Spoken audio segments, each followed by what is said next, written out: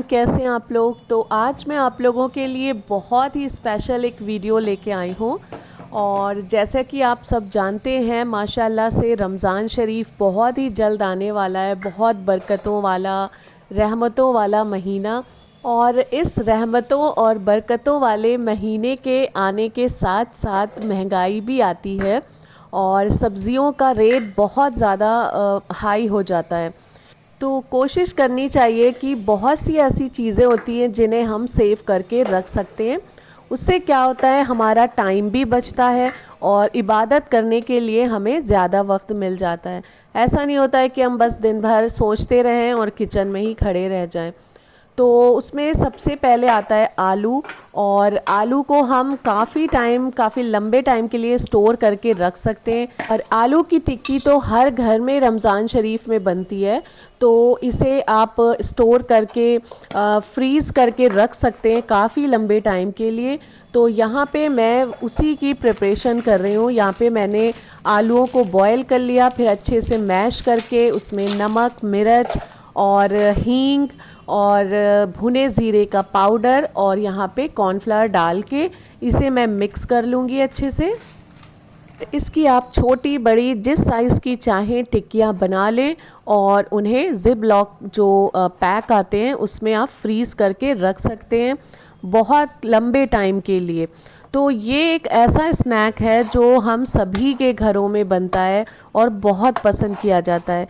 तो अगर इस तरह से हम इनको बना के रख लेंगे तो बहुत सारा टाइम हमारा बचेगा, क्योंकि इन टिक्कियों को बनाने के लिए आलू को बॉयल करना, फिर मैश करना, फिर उनका टिक्कियाँ उनकी बनाना, तो एक लंबा प्रोसेस हो जाता है। और अगर ये बनी हुई रखी होंगी फ्रीज़ करी हुई तो सिंपल सा एक होगा कि बस पैन को गरम किया, हल्का सा ऑयल करा और टिक्कियों को फ्राई कर लिया। और ये काम फिर आपके हस्बैंड भी कर सकते हैं, आपके बच्चे भी कर सकते हैं बड़े शौक़ से। अगर टिक्कियाँ बनी बनाई उनको मिल जाएंगी तो कितना सारा आपका टाइम बच जाएगा और यही टाइम आप इबादत कर सकते हैं अपनी। तो ये छोटे छोटे टिप्स एंड ट्रिक्स होते हैं जिन्हें यूज़ करके हम रमज़ान शरीफ में अपना बहुत सारा टाइम किचन में ना दे के इबादत में दे सकते हैं। तो ऐसी बहुत सारी चीज़ें हैं जिन्हें हम फ्रीज़ करके रख सकते हैं और अपना बहुत सारा टाइम सेव कर सकते हैं। और ये बहुत ही बेसिक सी चीज़ें, कोई फैंसी चीज़ें नहीं हैं कि आपको बहुत सारा पैसा खर्च करके आप मार्केट जाना है, फिर उन्हें परचेज़ करना है, फिर ये सारा प्रोसेस करना है। तो ऐसा बिल्कुल नहीं है। जो भी चीज़ें मैं बताऊंगी आपके किचन में इंशाल्लाह ज़रूर अवेलेबल होंगी वो, और आप बहुत ईज़िली बना सकते हैं। तो सेकंड चीज़ है कि आलू की टिक्की के साथ आप हरी चटनी ज़रूर खाते हैं। तो अगर इसको बेसन में लपेट के फ्राई करेंगे तो हरी चटनी, और अगर ऐसे ही फ्राई करेंगे तो इमली की चटनी। तो दोनों चटनियाँ होना बहुत ज़रूरी हैं। इसके लिए मैंने हरा धनिया, पुदीना, हरी मिर्च और लहसुन इस वक्त मेरे पास था नहीं, तो मैंने पिसा लहसुन ले लिया 1 चम्मच। और इसमें जाएगा भुने ज़ीरे का पाउडर 1 चम्मच और थोड़ी सी हींग। और इस तरह से बना के चटनी आप जो है स्टोर कर सकते हैं। और फिर ऐसा नहीं होगा कि जब भी कोई रेसिपी बनाई तो आपको ये टेंशन है कि अब चटनी पीसना है। ये एक बहुत ही बड़ा काम लगता है उस वक्त, रोज़ों के वक्त। ये कुछ बेसिक सी तैयारियां हैं, अगर हम करके रख लेंगे ना तो फिर बहुत इजी हो जाएगा हमारे लिए। और इसमें फिर निचोड़ दीजिए आधा आप लेमन। तो लेमन डालने से एक तो चटनी का जायका बहुत अच्छा हो जाएगा और दूसरे इसकी जो शेल्फ़ लाइफ है वो बढ़ जाएगी। आप काफ़ी लंबे टाइम तक इसको सेव करके रख सकते हैं। तो आप चाहें तो इस तरह क्यूब्स में सेव करके रख सकते हैं फ्रीज़ करके, और या फिर आप किसी ग्लास जार में इसको रखें तो वो भी काफ़ी लंबे टाइम तक आपकी चलेगी। और अगर ग्लास जार में आपको रखना है तो नीचे फ्रिज में रखिएगा, और अगर आपको इसके क्यूब्स बनाने हैं तो फ्रीज़ करिएगा इसको। तो दोनों ऑप्शन है आपके पास। मैं तो ये देखिए, ये जो है मेरा, ये मैं क्यूब्स बना लूँगी थोड़ी चटनी के, और बाकी एक मेरे पास ग्लास जार है, मैं उसमें सारी रख के नीचे फ्रिज में रख देती हूँ। तो वो भी मेरी काफ़ी लंबे टाइम तक खैर चल जाती है, बिल्कुल कोई ख़राब नहीं होती। वरना तो ये शिकायत आती है कि चटनी जो है वो पानी छोड़ देती है, लेकिन मेरे केस में ऐसा बिल्कुल नहीं होता है। और कोशिश करिए जब चटनी पीसिए तो उसमें पानी कम से कम डालिए। और उसके बाद फिर से एक आलू की मज़ेदार सी रेसिपी है जिसे हम फ्रीज़ करके 1 महीने तक भी अगर रखेंगे ना तो वो ख़राब नहीं होगा। तो आलूओं को बॉयल करके मैश करके उसमें डालिए बेसिक मसाले यानी नमक और मिर्च, और फिर डाल दीजिए उसमें भुना ज़ीरा। ये स्नैक मेरे घर रमज़ान शरीफ में शायद ही एक दिन स्किप होता हो। बच्चों को मेरे बहुत ज़्यादा पसंद है तो मैं ज़रूर बनाती हूँ, और इसको मैं फ्रीज़ करके रख लूँगी ज़्यादा से ज़्यादा। और इसमें डाल दीजिए बारीक कटी हरी मिर्च, बारीक कटी प्याज और बारीक कटा हरा धनिया। तो हरी मिर्च अगर बच्चे खा रहे हैं तो थोड़ी कम ही डालिएगा। और इसमें डाल देंगे कॉर्नफ्लावर और इसको अच्छे से मिक्स कर लेंगे। कॉर्नफ्लावर डालने से क्या होता है, बाइंडिंग बहुत अच्छी आ जाएगी। और इस तरह से मिक्स करके इसके हम बनाएंगे छोटे छोटे से रोल्स। तो ये रोल्स मेरे बच्चे बहुत ज़्यादा पसंद करते हैं। तो बस चॉपिंग बोर्ड पे इसको इस तरह से जब आप रोल करेंगे तो बहुत ईज़िली आपका रोल तैयार हो जाएगा। तो मैं आपको जो भी रेसिपीज़ बताऊंगी वो इंशाल्लाह आपके किचन में ज़रूर अवेलेबल होंगी, और आप भी इस तरह से बना के बहुत ईज़िली फ्रीज़ कर सकते हैं काफ़ी लंबे टाइम के लिए, और आपको बहुत रमज़ान शरीफ में आसानी होने वाली है। तो मैं कोई इसीलिए फैंसी चीज़ें, डिफ़िकल्ट चीज़ें शेयर नहीं कर रही हूँ, क्योंकि हर इंसान देखिए नहीं वो ख़रीद सकता है, नहीं बना सकता है। तो ऐसी चीज़ें शेयर करनी चाहिए जो हमारी सारी बहनें बना सकें, यूज़ कर सकें। तो बस इस पे डाल दिए मैंने ब्लैक कलर के तिल। तो तिल से डालने से क्या होता है, थोड़ा अट्रैक्टिव लगने लगता है, लेकिन अगर नहीं है तो आप बिल्कुल स्किप कर सकते हैं। और बस इस तरह से अपने पसंदीदा शेप में इसको कट कर लीजिए। और ये टोटली आपके ऊपर है कि आप इसको कितना मोटा या पतला कट करना चाहते हैं। तो मैं इस तरह से इसको कट कर रही हूँ, और प्याज पड़ी है तो पूरा परफेक्टली ये कट नहीं हो रहा है, लेकिन इस तरह से आप हाथों से इसको शेप दे दीजिए। तो ये देखिए ये आपके रोल तैयार हो गए। आप चाहें तो इसको रमज़ान में डायरेक्ट इस तरह से फ्राई कर सकते हैं, और इमली की चटनी के साथ या टोमेटो सॉस के साथ बहुत टेस्टी लगते हैं। और या फिर आप ये कर सकते हैं कि मैं जो करती हूँ, मैं ऐसे डायरेक्ट कभी फ्राई नहीं करती हूँ। ब्रेड को मैं डाल देती हूँ पानी में, और डिप करके फिर उसको अच्छे से स्क्वीज़ कर देती हूँ, पानी उसका सारा निचोड़ देती हूँ। फिर उसके अंदर, ब्रेड के अंदर आप इस रोल को रख दीजिए अच्छे से कवर करके, फिर फ्राई करिए। बहुत ही क्रिस्पी बिल्कुल आपके ये पोटैटो रोल्स बन के तैयार होंगे। इनको हम रखेंगे ज़िप लॉक रीयूजेबल बैग्स में। और अगर आपके पास इस तरह के बैग्स नहीं हैं तो आप नॉर्मल जो पॉली बैग्स होते हैं घर में उसमें भी रख सकते हैं। तो बस इस तरह से लॉक कर दिया। और ये फ्रीज़र सेफ़ हैं, बहुत अच्छी क्वालिटी के हैं, मैंने मीशो से परचेज़ किए थे, और बहुत ही ज़्यादा रीज़नेबल चीप प्राइस बोलेंगे उसमें हैं, ये बहुत सस्ते हैं। तो आप लोग चाहें तो मंगवा भी सकते हैं, वरना जो घर की पॉली बैग्स होते हैं उसमें भी रख सकते हैं। तो बस मैंने देखिए दोनों चीज़ों को अच्छे से इस तरह से सेट कर दिया है। तो सेट करना ज़रूरी है, वरना अगर आप एक के ऊपर एक रखेंगे तो थोड़ा सा इसका शेप बिगड़ने का ख़तरा रहता है। वो अच्छे से सेट करके इस तरह से रखिए। तो ये मेरे दोनों जो बैग्स हैं वो तैयार हो चुके हैं। और अब नेक्स्ट किस चीज़ की बारी है मैं आपको बताती हूँ। तो ये मेरे पास स्वीट कॉर्न्स रखे हैं, इनको भी मैं इसी ज़िप लॉक बैग में रखने वाली हूँ। और ये भी रमज़ान शरीफ में बहुत ज़्यादा काम आते हैं। कभी बच्चे पिज़्ज़ा बनाते हैं या और बहुत सारे चिकन की रेसिपीज़ हैं उसमें काम आते हैं। तो मैं ये स्वीट कॉर्न भी रखती हूँ ज़रूर। तो बस इसको भी मैंने पैक कर लिया है अच्छे से, और ये भी आप 2-3 महीने यूज़ कर सकते हैं बहुत आराम से। तो बस नेक्स्ट है मेरा दही बड़े, जो रमज़ान शरीफ की जान है, सभी के घरों में बनते हैं। तो उसको किस तरह से हम फ्रीज़ करेंगे ये मैं आपको अभी बताऊंगी। तो ये धुले माश की दाल है जो मैंने एक रात पहले ही भिगो दी थी, और बस इसमें डाल दीजिए अदरक, थोड़ी सी हींग और थोड़ा सा नमक। इसके अलावा मैं और मिर्च वगैरह कुछ नहीं इसमें डालती हूँ। तो ये डालने के बाद हम बनाएंगे इसका बहुत ही बारीक सा पेस्ट। अगर आपको एकदम परफेक्ट से स्पॉन्जी से फ्लफ़ी से दही बड़े चाहिए तो मेरी ये रेसिपी ज़रूर फॉलो करिएगा, इंशाल्लाह आपको बहुत अच्छे दही बड़े मिलेंगे। तो दाल को सबसे पहला टिप है कि दाल को बहुत बारीक पीसना है और पानी कम से कम डालना है, लेकिन बिल्कुल नहीं डालेंगे तो दाल पिसेगी नहीं। और फिर इसका नेक्स्ट है, इसको फेंटना बहुत अच्छे से है। और फिर इसको आप कैसे चेक करेंगे, कटोरी में पानी लीजिए, एक ड्रॉप डालिए और अगर वो डायरेक्ट ऊपर आ गई तो समझ लीजिए दाल एकदम परफेक्ट है, अच्छे से आपकी फेंट चुकी है। और थर्ड टिप ये है कि ऑयल कम लीजिए फ्राई करने के लिए। और मैं कैसे बनाती हूँ, हाथ पे पानी लगाया, एक छोटा सा पोर्शन रखा और उसमें उंगली से इस तरह से छेद कर दिया और फिंगर में भी आपको पानी लगाना है वरना ये चिपकेंगे, और फिर दूसरे हाथ पे पलट के डाल दिया। तो बहुत इजी है, थोड़े से एक बार अगर आप एक दो बड़े की प्रैक्टिस करेंगे तो आपसे बन जाएगा।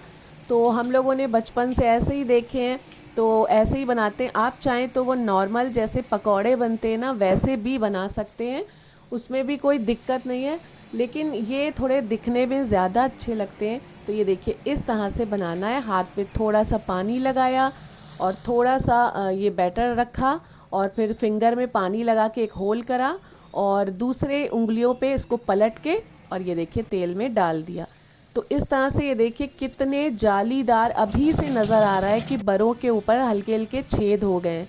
तो ये साइन है कि अंदर बहुत ही अच्छी जाली बरों में पड़ गई है।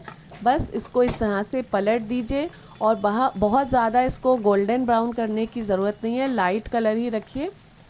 तो ये हमारे बड़े तैयार हो गए। आगे चल के मैं आपको दिखाऊंगी इसको तोड़ के कि अंदर माशाल्लाह से कितनी परफेक्ट जाली पड़ी है।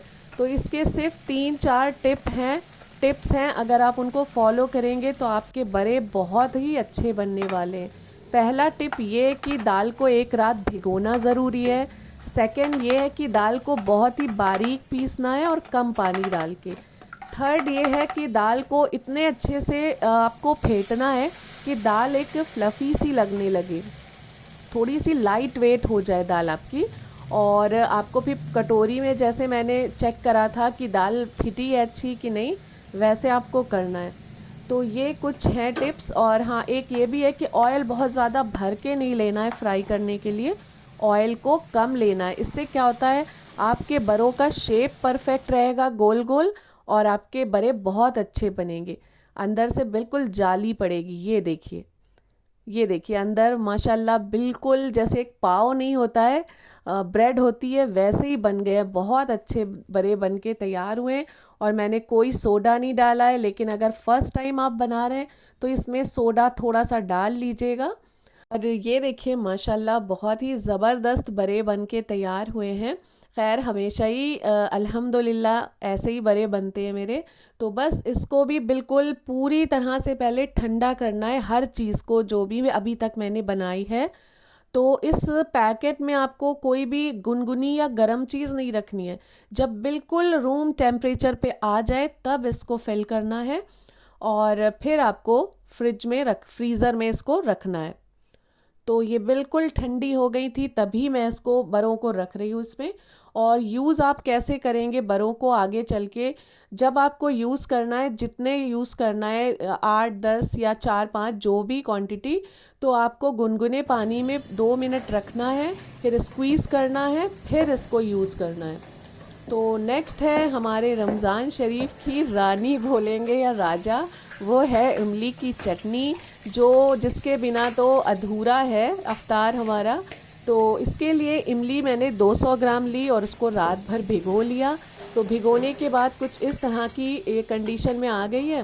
बस इसको चम्मच से खूब दबा दबा के इसका सारा पल्प निकाल लिया मैंने, और मैं तो इसकी जान निकाल लेती हूँ। ये जो बची है इमली, ऊपर में आप देख रहे हैं बीज और कुछ थोड़ा सा क्या कहेंगे इसे, तो इसको भी मैं थोड़ा पानी में खौला लेती हूँ तो इसकी खटास सारी निकल आती है। तो मैं बिल्कुल छोड़ती नहीं हूँ और बहुत सारा पल्प हमारा निकल आया है और इसकी इंशाल्लाह बहुत मज़ेदार सी और बहुत ज़्यादा सी हमारी चटनी बनके तैयार हो जाएगी। तो इस तरह से सारा पल्प आपको निकाल लेना है और फिर इसको रख देना है गैस पे। और आप चाहें तो शक्कर की भी बना सकते हैं, लेकिन मैं हमेशा से गुड़ की चटनी बनाती हूँ इमली की, और वो मुझे शक्कर से ज़्यादा अच्छी लगती है। तो बस इसको रख देंगे गैस पे और फिर इसमें शामिल करेंगे गुड़।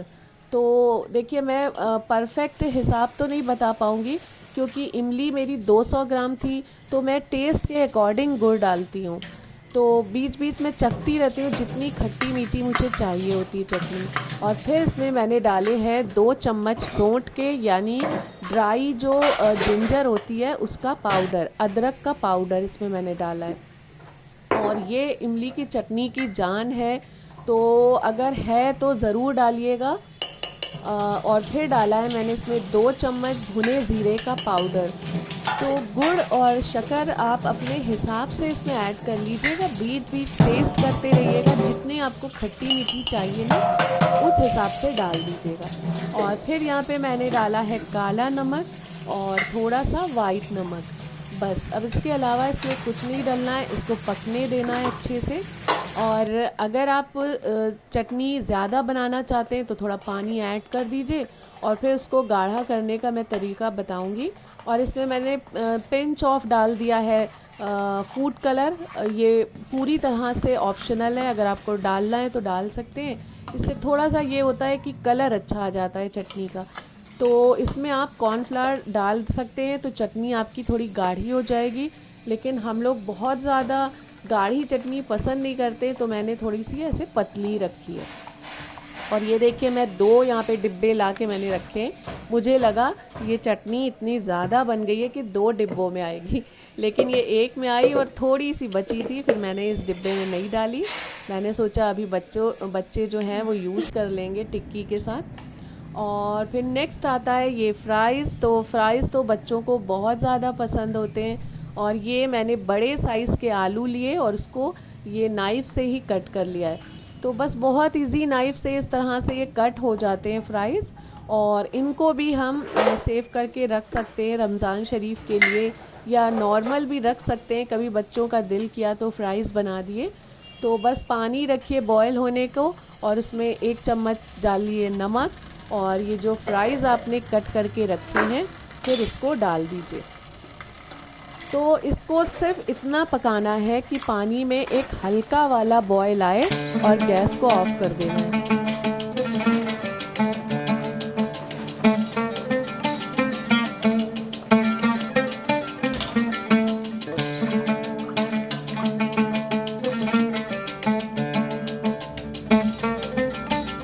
ये हल्का सा एक पहला बॉयल आया था तो मैंने गैस को ऑफ़ कर दिया है, और ये देखिए इसका कलर चेंज हो गया है। तो बहुत ज़्यादा अगर आप बॉयल दे देंगे तो ये गल जाएंगे और फिर टूट फूट जाएंगे। तो ये देखिए, ये हल्का सा एक सॉफ्टनेस आई है, लेकिन बहुत हल्की सी। तो बस इसी स्टेज पे हमें गैस को ऑफ़ करना है, और इनको ड्रेन करके इसके पानी को, इसको एक ट्रे में आपको निकाल लेना है और अच्छे से बिल्कुल फैला देना है। और अगर आपके घर धूप है तो इसको धूप में रख दीजिए सूखने को, वरना फ़ैन ऑन करके इसको सुखा लेना है। तो बस इसको चलिए रख देते हैं। हमारे वहाँ अभी थोड़ी सी धूप आ रही थी, तो पहले मैंने धूप में रखा, फिर जब धूप चली गई तो फ़ैन को ऑन कर दिया था, और ये बहुत अच्छी तरह से सूख गए हैं। अब इसमें डालेंगे कॉर्नफ्लावर और इसको अच्छे से कोट कर देंगे। तो कॉर्नफ्लावर की कोटिंग करना बहुत ज़रूरी है। और बस आपके तैयार हैं फ्रीज़ होने को ये फ्राइज़, और जब दिल करे निकालिए थोड़े से और इनको फ्राई कर लीजिए। तो ये सारी तैयारियां अगर हम कर लेंगे ना तो बहुत सारा इस रमज़ान शरीफ में हमारा टाइम बचने वाला है, और जो ज़हनी उलझनें होती हैं वो कम होने वाली हैं कि आज अफ्तारी में क्या बनाऊं। रोज़ रोज़ की खिचखिच से अच्छा है कि एक दिन पूरा निकाल के आप ये सारे प्रिपरेशन कर लें और मेंटली और दिली सुकून हासिल करें।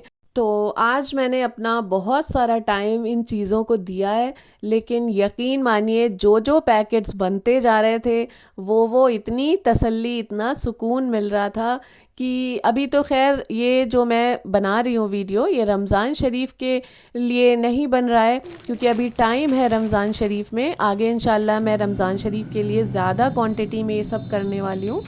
लेकिन फिर भी एक तसल्ली थी कि बच्चे अगर स्नैक मांगते हैं तो बस निकाला और दे दिया। तो अब बारी आती है कुछ ऐसी चीज़ों की कि जिनके बिना तो कोई रेसिपी बन ही नहीं सकती, और उनको कट करने में बहुत सारे आंसू बहाने पड़ते हैं, बहुत सारा टाइम लगता है। तो वो है प्याज। तो प्याज को भी हम इस तरह से फ्रीज़ करके काफ़ी टाइम के लिए रख सकते हैं। और फिर आपको बिरयानी बनानी है, क़ोरमा बनाना है, पकौड़ियाँ बनानी है, तो बस पैकेट निकालना है और डाल देना है। तो ये झंझट नहीं है कि अभी आपको 10-15 मिनट बैठ के आराम से प्याज काटना है, क्योंकि बहुत ज़्यादा कटती है ना पकौड़ों के लिए और बिरयानी वगैरह जो भी बनना है। तो रमज़ान शरीफ में ऐसा तो नहीं कि 2-4 प्याज कट कर ली। तो इस तरह से आप फ्रीज़ करके रख लें तो बहुत इजी हो जाएगा। तो ये देखिए, इस तरह से आप प्याज को भी फ्रीज़ करके रख सकते हैं। नेक्स्ट है हरा मटर। तो हरा मटर छीलने में भी काफ़ी टाइम जाता है, तो इसको भी छील के स्टोर करके रखना बहुत ज़रूरी है। फटाफट से मटर पुलाव बनना है या कोई भी मटर आलू बनना है, कीमा मटर बनना है, तो बहुत इजी हो जाएगा। बस पैकेट निकाला और बना लिया। तो ये कुछ बेसिक सी चीज़ें हैं जिन्हें अगर हम फ्रीज़ करके रख लेंगे ना, तो हर काम इंशाल्लाह हमारा इजी होने वाला है।